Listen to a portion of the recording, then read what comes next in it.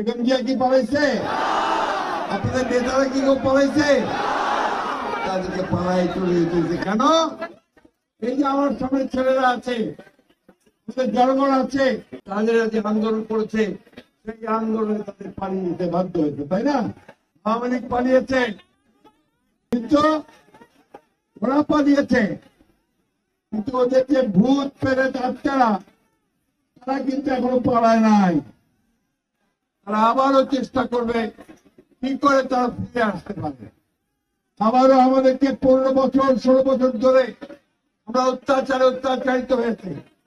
আমাদের প্রায় 700 মানুষকে গুম করে দিয়েছে। আপনাদের পাশে লাকসামের পারভেজ জিরুকে গুম করেছে না? আমাদের ঢাকাতেও সেরকম প্রায় 700 লোককে গুম করেছে।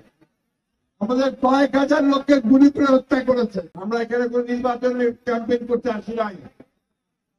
আমরা এখানে এসেছি আজকে আমাদের বন্যায় আমাদের অনেক ভাই বোন কষ্ট পেয়েছেন, দুর্গত হয়েছেন, তাদের পাশে দাঁড়াবার জন্য বেগম খালেদা জিয়া তারেক রহমানের নির্দেশে আমরা আপনাদেরকে ফ্যাসিবাদ আমাদের মুখ থেকে সরে গেছে, সেটা আবার ফিরে আসতে না পারে তার জন্য আমাদেরকে বর্তমানের যে সরকার আছে, প্রফেসর ইউনূসের যে সরকার, এটা একটা অন্তর্বর্তীকালীন সরকার, মাঝখানের সরকার, তাদেরকে আমাদেরকে সহযোগিতা করতে হবে।